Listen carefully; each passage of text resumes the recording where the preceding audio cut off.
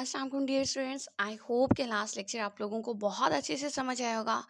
आज के लेक्चर में हम लोग स्टार्ट करने जा रहे हैं difference between the sympathetic and parasympathetic nervous system action. Right, अगर हम लोग आज का लेक्चर बहुत अच्छे से समझ लेंगे तो इससे आगे आने वाले 4 चैप्टर्स को बहुत आसानी के साथ हैंडल कर सकते हैं। राइट, यानी कि आप लोग बहुत आसानी के साथ उसको याद कर लोगे अगर तो आप लोगों को आज का ये पूरा का पूरा टेबल समझ में आ जाता है। गौर से सुनेंगे आप लोग ताकि आगे की आने वाले 4 चैप्टर आप लोग इजीली कंप्लीट कर सकें या कवर कर सकें। आप लोग कहते हो कि सिंपैथेटिक सिस्टम और पैरासिम्पैथेटिक सिस्टम आप लोगों ने पहले पढ़ा हुआ है कि लाइक जो सिंपैथेटिक नर्वस सिस्टम और पैरासिम्पैथेटिक नर्वस सिस्टम है ये ऑटोनॉमिक नर्वस सिस्टम यानी कि एएनएस के फर्दर डिवीजन में आते हैं। राइट, आप लोग कहते हो जो सिंपैथेटिक नर्वस सिस्टम है उसको आप लोग एड्रीनर्जिक नर्वस सिस्टम भी कहते हो और पैरासिम्पैथेटिक नर्वस सिस्टम है उसको कोलिनर्जिक नर्वस सिस्टम भी कहते हो। ठीक है, जो action sympathetic nervous system produce करेगा उसको सिंपैथेटिक एक्शन कहा जाएगा और जो पैरासिम्पैथेटिक नर्वस सिस्टम प्रोड्यूस करेगा वो पैरासिम्पैथेटिक एक्शन होगा। और सिंपैथेटिक एक्शन को आप लोग फाइट एंड फ्लाइट मोड का नाम देते हो। फाइट एंड फ्लाइट मोड यानी कि वो एक्शन जो कि आपके गुस्से की हालत में, खौफ की हालत में या घबराहट की हालत में, एंजाइटी की सूरत में या फिर आप बहुत ज़्यादा जब वर्कआउट कर रहे हो तो एक्सरसाइज कर रहे हो तो उस टाइम पर एक्टिव हुआ होता है। तो उस टाइम पर आप लोगों का सिंपैथेटिक एक्शन ऑन हुआ होता है। राइट, जबकि पैरासिम्पैथेटिक एक्शन को आप लोग रेस्ट एंड डाइजेस्ट मोड का नाम देते हो और ये मोड या ये रेस्पॉन्स, ये रद्द अमल या ये एक्शन कब ऑन हुआ होगा जब आप लोग सुकून की हालत में होते हो, आराम की हालत में होते हो, या जब आप लोगों का खाना हजम हो रहा होता है उस टाइम पर आपका पैरासिम्पैथेटिक एक्शन ऑन हुआ होता है। राइट, इसके बाद आप लोग कहते हो कि हम लोगों को आइडिया है कि आप लोगों के मुख्तलिफ किस्म के न्यूरोट्रांसमीटर्स आपके बॉडी के अंदर केमिकल सिग्नलिंग का काम करते हैं यानी कि मैसेज को एक सेल से दूसरे सेल तक पहुंचाते हैं। इसी तरह से सिंपैथेटिक एक्शन में भी आप लोगों के कुछ केमिकल्स हैं जो काम करेंगे और इसी तरह से पैरासिम्पैथेटिक एक्शन में भी होते हैं। अगर हम लोग सिंपैथेटिक एक्शन की बात करें तो आप लोग कहते हो आपकी बॉडी में मौजूद एड्रीनल ग्लैंड्स में एक हिस्सा एड्रीनल मेड्यूला प्रोड्यूस करता है एड्रीनलिन और नॉर एड्रीनलिन। आप लोग कहते हो epinephrine also known as adrenaline and norepinephrine known as nor adrenaline.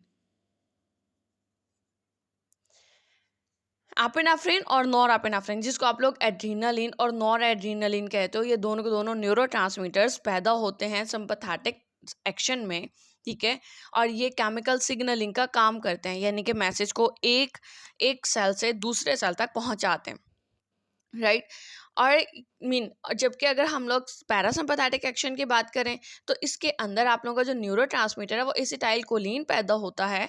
ठीक है, और ये एसिटाइल कोलिन रिलीज होने के बाद जाके आपके जितने भी इफेक्टर ऑर्गन्स जिनके ऊपर मस्कारेनिक रिसेप्टर या निकोटिनिक रिसेप्टर मौजूद है उसके ऊपर जाकर ये बाइंड करता है और अपना एक्शन जाहिर करता है। जबकि अगर आप एपिनेफ्रिन और नॉर एपिनेफ्रिन की जब बात कर रहे हो तो आप लोग कहते हो एपिनेफ्रिन और nor epinephrine produced by the adrenal medulla.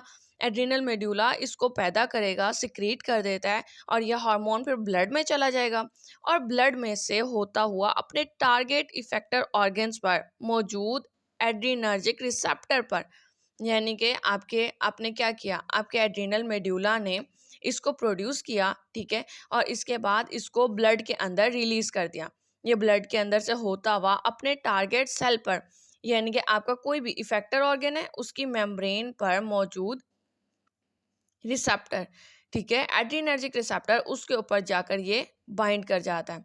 ये आपका एपिनेफ्रिन या नॉरएपिनेफ्रिन ये आपका रिसेप्टर जो कि किसी भी मेम्ब्रेन पर मौजूद होगा ये जाकर अपने effector organ target effector organ पर रिसेप्टर पर ये जाकर फिक्स हो जाएगा।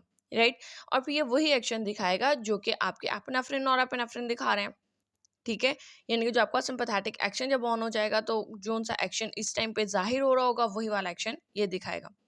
नेक्स्ट थिंग, आप लोग कहते हो सिंपैथेटिक एक्शन जो है ये आपके बॉडी की ग्रोथ के लिए ज़रूरी नहीं है, लेकिन ये क्या करता है हमारे बॉडी के मैकेनिज्म को यानी कि बहुत सारे अनअसेंशियल या फिर जो अनसर्टेन जो कंडीशंस हैं या सिचुएशंस हैं उनको नॉर्मल करने के लिए ये काम आता है, ठीक है, सिंपैथेटिक सिस्टम, ये सिंपैथेटिक एक्शन। जबकि पैरासिम्पैथेटिक एक्शन जो है ये असेंशियल है, यानी कि ज़रूरी है हमारी ज़िंदगी के लिए, यानी कि हमारी ग्रोथ के लिए, न्यूट्रिशन के लिए। एज फॉर एग्जांपल हमारा डाइजेशन, यानी कि निज़ाम इंहज़ाम, जो कि पैरासिम्पैथेटिक एक्शन में आता है, ये हमारे लिए ज़रूरी है, ठीक है। अगर आप लोग इसको याद करना चाहो तो इसके अंदर ये 3 पॉइंट्स याद कर लेते हो कि इसको ये भी कहा जाता है, फाइट एंड फ्लाइट मोड कहा जाता है, और इसमें ये न्यूरोट्रांसमीटर्स होते हैं। इसी तरह से यहाँ से ये 3 पॉइंट याद करना चाहो वो भी इनफ है। लेकिन अगर इसके और डिटेल याद करना चाहते हो तो वो आप लोगों के लिए बेस्ट है। नेक्स्ट थिंग, जब कभी सिंपैथेटिक एक्शन ऑन होगा तो मैसेज जब वो कन्वे करता है तो आप लोग कहते हो ये मल्टी स्टिमुलाई को, यानी कि मल्टीपल, यानी कि बहुत सारे सारे ऑर्गन्स को एट ए टाइम मैसेज पहुंचाते हैं, ठीक है, जिसकी वजह से हमारे बहुत सारे सारे ऑर्गन्स एक्टिव हो जाते हैं। जबकि पैरासिम्पैथेटिक एक्शन जब ऑन होगा या पैरासिम्पैथेटिक नर्वस सिस्टम जब ऑन होता है तो ये एक्शन दिखाता है ऑन अ स्पेसिफिक ऑर्गन, ठीक है। अगर मैसेज हार्ट को जा रहा है तो सिर्फ हार्ट ऑन हो जाएगा, ठीक है, हार्ट कॉन्ट्रैक्ट करने लग जाएगा या रिलैक्सेशन करता है या उसके हार्ट रेट कम हो रही है, ज़्यादा हो रही है, कुछ भी, ठीक है, या ब्लड प्रेशर पर क्या इफेक्ट हो रहा है। तो आप लोग कहते हो ये सिर्फ और सिर्फ एक स्पेसिफिक फैक्टर ऑर्गन के ऊपर, यानी कि मखसूस फैक्टर ऑर्गन के ऊपर काम करता है, जबकि ये at a time multiple organs को मैसेज पहुंचाता है। क्लियर हो गया यहाँ तक? अब हम लोग बात करते हैं इनके एक्शंस की, राइट। आप लोग कहते हो मुख्तलिफ किस्म के एक्शंस हमारे मुख्तलिफ किस्म के ऑर्गन्स के ऊपर जाहिर होते हैं। सिंपैथेटिक एक्शंस क्या करते हैं with respect to their organs, और पैरासिम्पैथेटिक एक्शंस हमारे इन मुख्तलिफ किस्म के ऑर्गन्स के ऊपर कैसा इफेक्ट करता है उसको पढ़ेंगे। नंबर 1, अगर आप लोग बात करते हो हार्ट की, तो आप लोग किसी भी ऑर्गन की अगर आप लाइक स्टार्ट करने से पहले आप लोग ये माइंड में रखोगे कि सिंपैथेटिक एक्शन में क्या होता है और पैरासिम्पैथेटिक एक्शन में क्या होता है।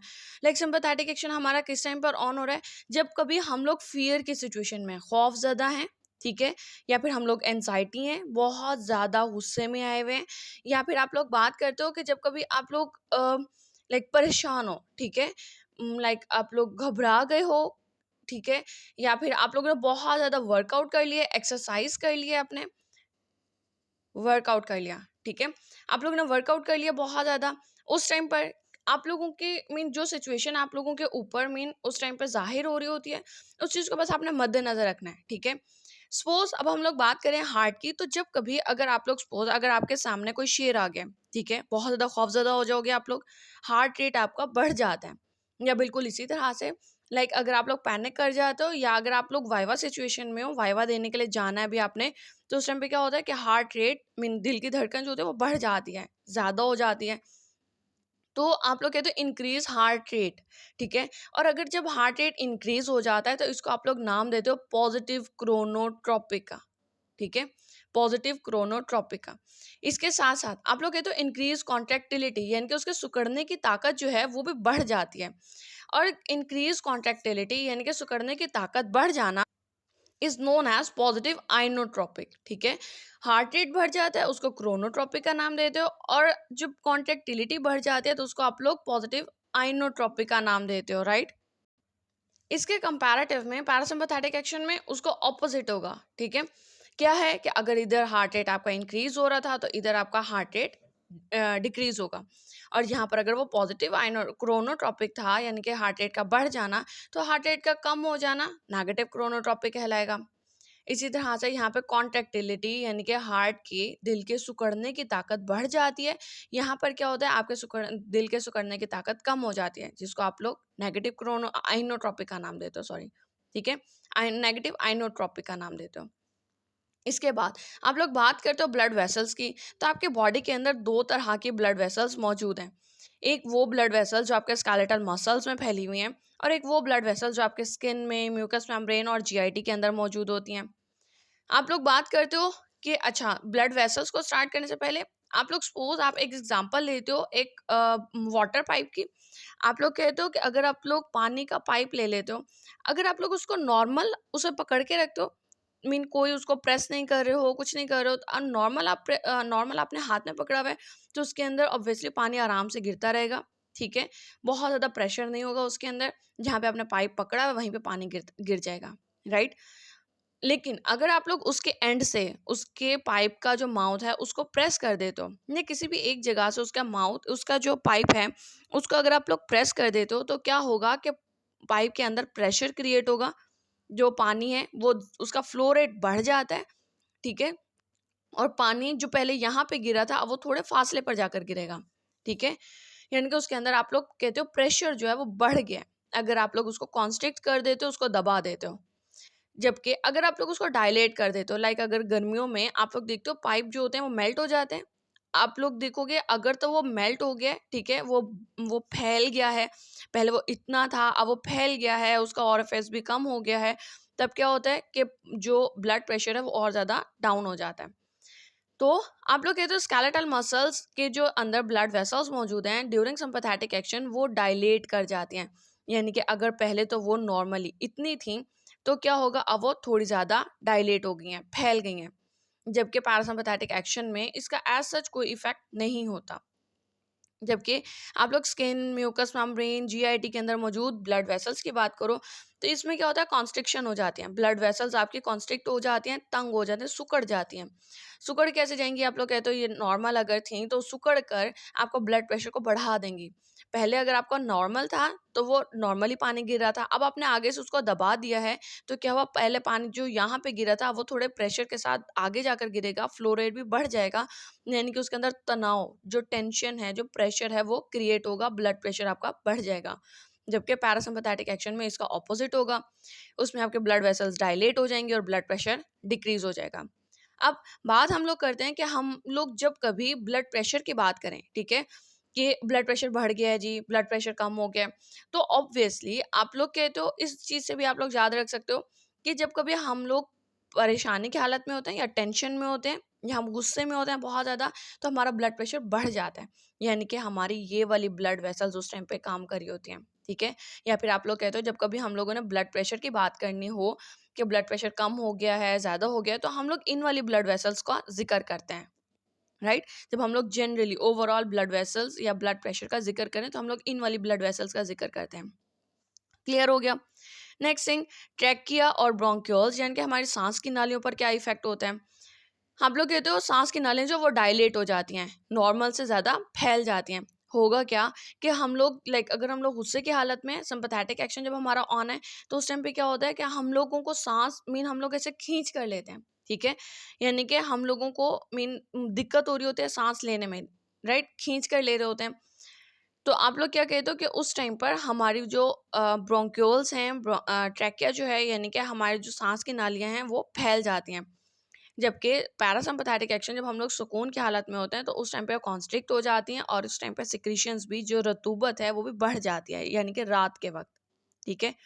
इसके बाद हम लोग बात करें अगर गैस्ट्रोइंटेस्टिनल ट्रैक्ट की, तो आप लोग कहते हो जब कभी हम लोग गुस्से की हालत में हो, या फिर अगर हम लोग सपोज हम लोग बात करें कि आप लोगों ने लाइक वाइवा सिचुएशन में जा रहे हो, वाइवा सिचुएशन है, ठीक है, आपने वाइवा देने के लिए जाना है अभी, ना फिर सपोज आप लोग एग्जांपल लेते हो कि आपका रिजल्ट अच्छा नहीं आया, ठीक है, और अब आपने जो अपना रिजल्ट रिपोर्ट कार्ड है वो अपने बाबा को दिखाना है, ठीक है। तो उस टाइम पे क्या होगा कि आप लोग परेशान होते हो, ठीक है, बहुत ज़्यादा जैसे मतलब घबराए हुए होते हो, तो उस टाइम पे आपको भूख प्यास नहीं लग रही होती, ठीक है। यानी कि आपका गैस्ट्रोइंटेस्टिनल ट्रैक या फिर आपका जो भी जीआईटी है उसके ऊपर आपकी मोटिलिटी, यानी कि मसल्स की जो हरकत है वो डिक्रीज हो जाती है, आपको भूख प्यास नहीं लग रही होती, आपको भूख नहीं लग रही होती, आपका जो हरकत है, मोटिलिटी जो है आपके जीआईटी की वो डिक्रीज हुई हुई है, वो आपको भूख नहीं मतलब महसूस करवा रही। और इसके साथ साथ आपके जो स्फिंक्टर्स हैं वो भी आपके कॉन्ट्रेक्शन हो जाती है। स्फिंक्टर्स का आप लोगों को आइडिया है क्या होते हैं। आप लोग कहते हो कि आप लोगों की लाइक जो आपके स्टमक है, स्टमक से, अच्छा, जो आप लोगों का स्टमक है, स्टमक के ये यानी कि उसका टॉप पर जो एसोफेजियल स्फिंक्टर आ जाता है या फिर ये पाइलोरिक स्फिंक्टर आ जाता है, ये दोनों के दोनों क्या होता है, कांटेक्ट हो जाते हैं, दब जाते हैं, ठीक है, सिकुड़ जाते हैं, जिसकी वजह से भी हम लोगों का जो फूड है वो ऊपर नीचे मतलब कि ऊपर से वो एक्सेप्ट नहीं कर रहा होता और वो उसको बाहर रिलीज नहीं कर रहा होता, ठीक है। तो ये यानी कि हम लोगों को उस टाइम पे भूख नहीं लगती, लेकिन रात के वक्त क्या होगा, या फिर हम लोग जब सुकून की हालत में होते हैं तो उस टाइम पे क्या होता है, या जैसे अब हम लोगों ने खाना खा लिया उसके बाद हम लोगों को लाइक नींद आने लग जाती है। आप लोग तो जब सुकून की हालत में होते हैं तो क्या होता है कि हमारे मसल्स मोटिलिटी, जीआईटी के मसल्स की जो हरकत है वो बढ़ जाती है। ऐसा ऐसा करके खाना हजम हो जाता है, इसके साथ साथ सिक्रीशंस बढ़ जाती हैं, राइट। और इन्हीं सिक्रीशंस में हमारे एंजाइम्स जो होते हैं, जो हमारे निज़ाम को बढ़ाने के लिए या फिर खाने को हजम करने के लिए मदद दे रहे होते हैं, वो तमाम तरह एंजाइम्स भी मतलब कि उस टाइम पे उनकी सिक्रीशंस भी बढ़ जाती है। तो क्या होगा कि हमारा खाना जल्दी जल्दी से हजम हो जाएगा। इसी वजह से जब हम लोग रात को मीन सुबह को जब हम लोग सोकर उठते हैं तो हम लोगों को भूख लग रही होती है, राइट। क्योंकि सारा सारा खाना रात के टाइम हजम हो चुका होता है, आपके एंजाइम्स ने काम कर दिया और सारा सारा खाना जो था वो डाइजेस्ट हो गया। नेक्स्ट थिंग, आप लोग बात करते हो स्लाइवरी ग्लैंड्स की। सो स्लाइवरी ग्लैंड्स भी मतलब कि जो आपकी रतूबत है, लुआब है आपका, यानी कि स्लाइवा, तो उस टाइम पर क्या होता है जब हम लोग परेशान होते हैं या फिर आपका जब सिंपैथेटिक एक्शन जब ऑन हुआ होता है तो उस टाइम पे वो थिक होता है, ठीक है, गाढ़ा हुआ होता है। विस्कस सिक्रीशंस होते हैं, यानी कि गाढ़ी गाढ़ी सिक्रीशंस हो रही होती हैं। यानी कि आप लोग कहते हो ऐसे जैसे यार कुछ भी निगला नहीं जा रहा। क्यों? क्योंकि आपके जो स्लाइवा होता है उस टाइम पे वो थिक हुआ होता है। जबकि पैरासिम्पैथेटिक एक्शन में एक तो उसकी सिक्रीशंस भी बढ़ जाती हैं, ठीक है, और दूसरा वाटरी होती हैं, यानी कि लिक्विड ही होती हैं बहुत ज़्यादा। बिल्कुल ऐसे जैसे आप लोगों ने नोट किया होगा रात के वक्त जब बच्चे सो जाते हैं तो उनके मुंह से ड्रूपिंग्स होने लग जाते हैं, यानी कि मुंह से थूक बाहर गिरने लग जाता है, राइट। तो वो रात के टाइम होता है जब आप लोग या फिर जब आप लोग सो रहे हो तो उस टाइम पर सिक्रीशंस जो होती हैं वो बढ़ जाती हैं। नेक्स्ट थिंग, आप लोग बात करते हो लैक्रिमल ग्लैंड्स की, यानी कि आँखों से जो पानी ये का गिरना या फिर जिसे हम लोग टीयर सिक्रीशंस कहते हैं, आँखों से आँसुओं का गिरना। तो आप लोग कहते हो इसके अंदर सिक्रीशंस कम हो जाती हैं और इसके अंदर सिक्रीशंस बढ़ जाती हैं। सिक्रीशंस की बात करो ना तो सिक्रीशंस ज़्यादा मीन सारी की सारी इस वाले सिस्टम में, इस वाले एक्शन में जब आपको पैरासिम्पैथेटिक एक्शन ऑन हुआ होगा उस टाइम पे आपकी सिक्रीशंस बढ़ जाती हैं। इसी तरह से आपके टीयर्स जो हैं, आँसू जो हैं वो भी रात के टाइम लाइक अगर आप लोग सपोज़ एग्ज़ाम आप लोग मीन क्या कहते हो कि लाइक इमेजिन करो कि क्या होगा कि रात जब आप लोग सुबह के टाइम सोकर उठते हो तो आपके आईज के इर्द गिर्द मीन लाइक पानी जो होता है थोड़ा थोड़ा सा वो ड्राई हुआ होता है, ठीक है, टीयर्स जो होते हैं वो ड्राई हुए हुए होते हैं, जबकि पूरा दिन में ऐसा कुछ नहीं होता। क्यों? क्योंकि रात के टाइम जो आपके टीयर्स हैं या आंसू जो हैं या मीन जो आपके लैक्रिमल सिक्रीशंस है वो बढ़ जाती हैं, ठीक है, जबकि इसके अंदर आपकी आंखें खुश्क हुई हुई होती हैं। एड्रिनल मेड्यूला की बात करते हो तो एड्रिनल मेड्यूला का भी हम लोगों ने स्टार्ट में ही पढ़ा कि एड्रिनल मेड्यूला जो है वो दो तरह के न्यूरोट्रांसमीटर्स को रिलीज करता है, एक एपिनेफ्रिन जिसको क्या कहते हो आप लोग, अभी मैंने आपको बताया था। नेक्स्ट थिंग, नोरापेनेफ्रिन, उसको क्या कहते हो, इसको आप लोग कमेंट में मुझे बताओगे। एपिनेफ्रिन को रिलीज करता है और नोरापेनेफ्रिन को सिक्रीट आउट करता है, ठीक है, जबकि इसका पैरासिम्पैथेटिक एक्शन में कोई रोल नहीं होता क्योंकि इसके अंदर जो न्यूरोट्रांसमीटर रिलीज हो रहा है वो या जो काम कर रहा है वो एसिटाइल कोलिन है, एपिनेफ्रिन या नोरापेनेफ्रिन नहीं है। नेक्स्ट थिंग, आप लोग बात करते हो किडनीज की। किडनीज की बात करो तो आप लोग कहते हो यहाँ पर रेनिन सिक्रीशन हो रही है। यहाँ पे रेनिन की जो मैं बात कर रही हूँ ये सिंगल एन है, ठीक है, NIN सिक्रीशंस जो है ये इंक्रीज हो जाते हैं, जबकि यहाँ पे रेनिन सिक्रीशंस जो होती हैं पैरासिम्पैथेटिक एक्शन में डिक्रीज हो जाती हैं। इसको आप लोग डिटेल में आगे जाके पढ़ोगे, बट यहाँ तक क्या है कि रेनिन सिक्रीशंस अगर इंक्रीज हो जाती हैं तो ये क्या करता है, ये वेजो कॉन्स्ट्रिक्शन की वजह बनता है। वेजो कॉन्स्ट्रिक्शन यानी कि ब्लड प्रेशर को बढ़ाने में मदद देता है। रेनिन की सिक्रीशन ज्यादा हो गई यानी कि वेजो कॉन्स्ट्रिक्शन बढ़ गई। रेनिन की सिक्रीशन कम हो गई या हमने रोक दिया या इसका काम रोक दिया तो इसके क्या होगा, वेजो कॉन्स्ट्रिक्शन कम हो जाएगी। यहाँ पे वेजो कॉन्स्ट्रिक्शन ज्यादा हो गई, यहाँ पे हम लोगों ने रोक दिया तो यानी कि वेजो कॉन्स्ट्रिक्शन जो है वो डिक्रीज हो गई, राइट।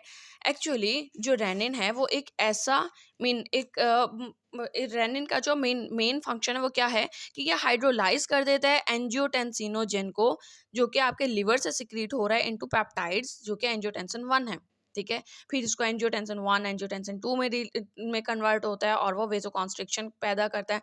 इस चीज़ को आप लोग डिटेल में आगे जाके पढ़ोगे जब आप लोग एंटी हाइपरटेंसिव ड्रग्स पढ़ते हो, लेकिन यहाँ पर सिर्फ इतना कि अगर आपकी रेनिन सिक्रीशंस बढ़ गई हैं तो वेसोकॉन्स्ट्रिक्शन ज़्यादा हो जाती है, रेनिन सिक्रीशंस कम हो गई हैं तो यानी कि वेसोकॉन्स्ट्रिक्शन कम हो गया।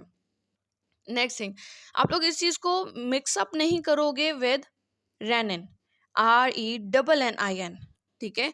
वो जो रेनिन है वो एक ऐसा एंजाइम है जो कि प्रोटियोलाइटिक एंजाइम है। प्रोटियोलाइटिक एंजाइम यानी कि जिसको आप लोगों ने फार्माकोग्नोसी में पढ़ा था, ठीक है। रेनिन क्या करता था कि प्रोटीन्स को तोड़ देता था और मिल्क को कर्डल कर देता था, यानी कि कोएगुलेट कर देता था, जो कि फ्रेश स्टमक यानी कि फ्रेश मैमल स्टमक के अंदर मौजूद था, जो कि दूध को गाढ़ा कर देता है, ठीक है। या फिर आप लोग कहते हो दूध को दही में तब्दील कर देता है। वो रेनिन RENNIN था। ये रेनिन RENIN है, ठीक है, सिंगल एन है। Next thing, during sympathetic action जो मेल जेनिटेलिया है उसका क्या होगा कि स्टिमुलेशन ऑफ सॉरी यानी कि इजैकुलेशन स्टिमुलेट हो जाती है, जबकि इसके अंदर इरेक्शन स्टिमुलेशन होती है।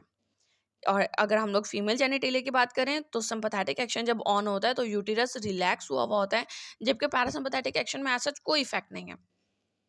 नेक्स्ट थिंग, आप लोग आइस की बात करते हो तो आइस का भी बहुत अहम रोल है आपके सिंपैथेटिक और पैरासिम्पैथेटिक एक्शन में। आप लोग बात करो अगर आइस की, तो आइस के अंदर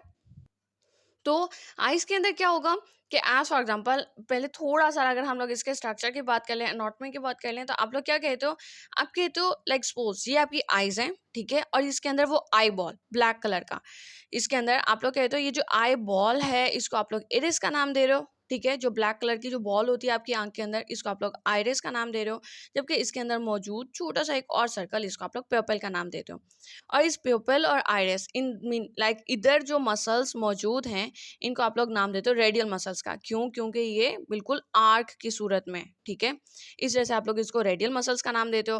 और इन्हीं मसल इसी आइरिस के इर्द गिर्द यहाँ पर आप लोगों के सीलियरी मसल्स मौजूद होते हैं, राइट। अब होगा क्या कि जब कभी आप लोगों का सिंपैथेटिक एक्शन ऑन हुआ हुआ होता है उस टाइम पर क्या होता है कि आपके ये जो जो आपके प्यूपल्स हैं, ये जो आपके लाइक आपका जो ये पूरा सपोज ये जो बीच वाला आपका ये जो प्यूपल था ये डायलेट हो जाता है, फैल जाता है, ठीक है। और आपके रेडियल मसल्स जो हैं ये आपके कॉन्स्ट्रिक्ट हो जाते हैं, यानी कि ये जो इर्द गिर्द के मसल्स हैं ये कॉन्स्ट्रिक्ट हो जाएंगे, आपस में जुड़ जाएंगे, यानी कि आपस में करीब आ जाएंगे, और ये जो बीच का है जो आपका प्यूपल है ये फैल जाता है, ठीक है। ये फैल जाएगा, प्यूपल डायलेट जिसको आप लोग मिड्रियासिस का नाम दे रहे हो, और आपके रेडियल मसल्स जो हैं वो कॉन्स्ट्रिक्ट हो जाएंगे, जबकि इधर बाहर जो आपके सिलियरी मसल्स मौजूद हैं ये रिलैक्स हो जाते हैं, यानी कि मजीद इस तरह से फैल जाएंगे। ये आपका सिंपैथेटिक एक्शन में हो गया। अगर हम लोग पैरासिम्पैथेटिक एक्शन की बात करें तो इसके बिल्कुल ऑपोजिट होगा। यहाँ पर आपका प्यूपल डायलेट हो रहा था, यानी कि बीच वाला जो था ये डायलेट हो रहा था, यहाँ पर क्या होगा वो मजीद कॉन्स्ट्रिक्ट हो जाएगा, ठीक है। प्यूपल कॉन्स्ट्रिक्ट हो गया, जबकि ये जो रेडियल मसल्स हैं ये उतना ज़्यादा फैल जाएंगे, ठीक है। ज़रूरत मीन पहले इतना नॉर्मल थे तो ये रेडियल मसल्स जो हैं वो रिलैक्स हो जाएंगे, सिलियर मसल्स कॉन्ट्रैक्ट हो जाएंगे, और ये जो आपके प्यूपल्स हैं ये भी कॉन्ट्रैक्ट हो जाएगा, जिसको आप लोग मियोसिस का नाम देते हो, ठीक है, राइट। यहाँ से हम लोग एक दफ़ा फिर से रीड आउट कर लें।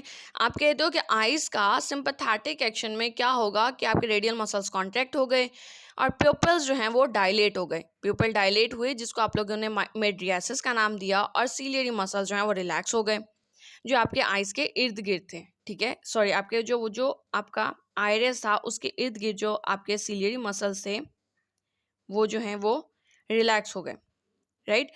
जबकि अगर आप लोग पैरासिम्पैथेटिक एक्शन की बात करते हो तो आप लोग कहते हो रेडियल मसल जो है वो रिलैक्स हो जाते हैं, वो मजीद और ज़्यादा मीन फैल से जाते हैं, जबकि जो आपका सीलियरी मसल्स हैं वो कॉन्ट्रैक्ट हो जाएगा, और आपका प्यूपल भी है जो वो कॉन्ट्रैक्ट हो जाता है, जिसको आप लोग मियोसिस का नाम देते हैं।